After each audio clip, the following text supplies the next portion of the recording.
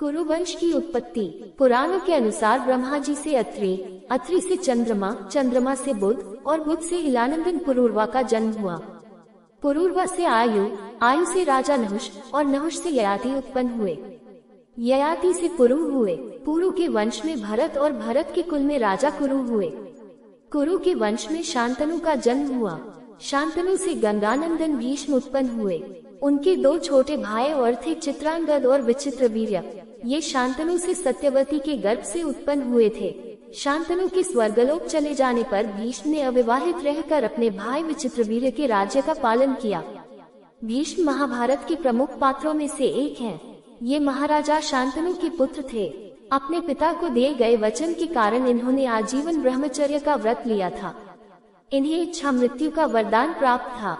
एक बार हस्तिनापुर नरेश दुष्यंत आखेट खेलने वन में गए। जिस वन में वे शिकार के लिए गए थे उसी वन में कण्व ऋषि का आश्रम था।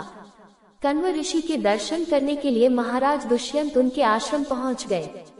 पुकार लगाने पर एक अति लावण्यमयी कन्या ने आश्रम से निकलकर कहा, हे राजन, महर्षि तो तीर्थ यात्रा पर गए हैं, किंतु आपका इस आश्रम में स्वागत है।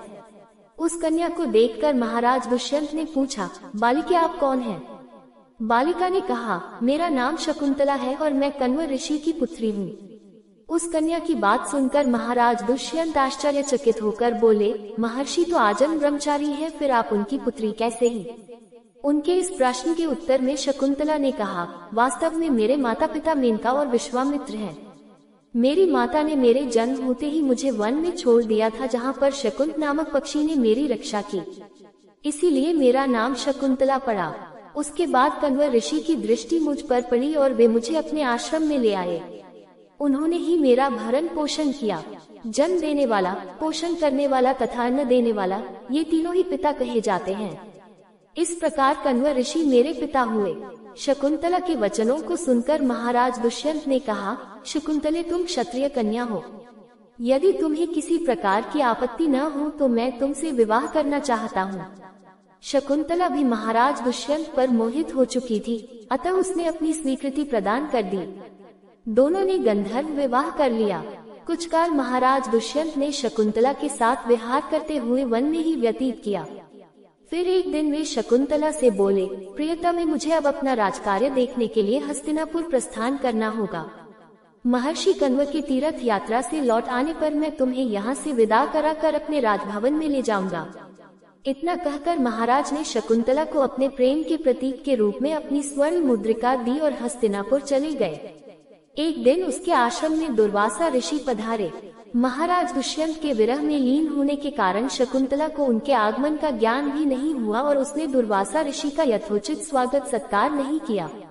दुर्वासा ऋषि ने इसे अपना अपमान समझा और क्रोधित होकर बोले, बालिके, मैं तुझे शाप देता हूँ कि जिस किसी के ध्यान में लीन होकर तूने मेरा निरादर किया है, वह तुझे भूल जाएगा।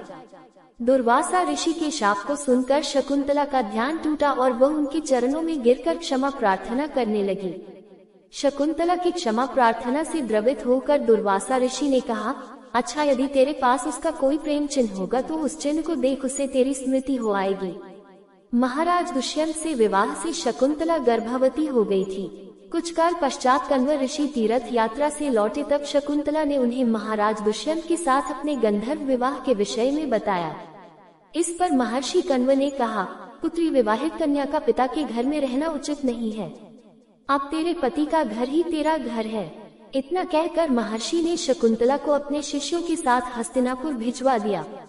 मार्ग में एक सरोवर में आचमन करते समय महाराज दुष्यंत की दी हुई शकुंतला की अंगूठी, जो कि प्रेम चिन्ह थी, सरोवर में ही गिर गई। उस अंगूठी को एक मछली निगल गई। महाराज दुष्यंत के पास पहुंचकर कण्व ऋषि के शिष्यों ने शकुंतला को उनके सामने खड़ी करके कहा, महाराज, शकुंतला आपकी पत्नी है, आप इसे स्वीकार करें। महाराज तो दुर्वासा ऋषि के शाप के कारण शकुंतला को विस्मृत कर चुके थे, अतः उन्होंने शकुंतला को स्वीकार नहीं किया और उस पर कुलटा होने का लांछन लगाने लगे। शकुंतला का अपमान होते ही आकाश में जोरों की बिजली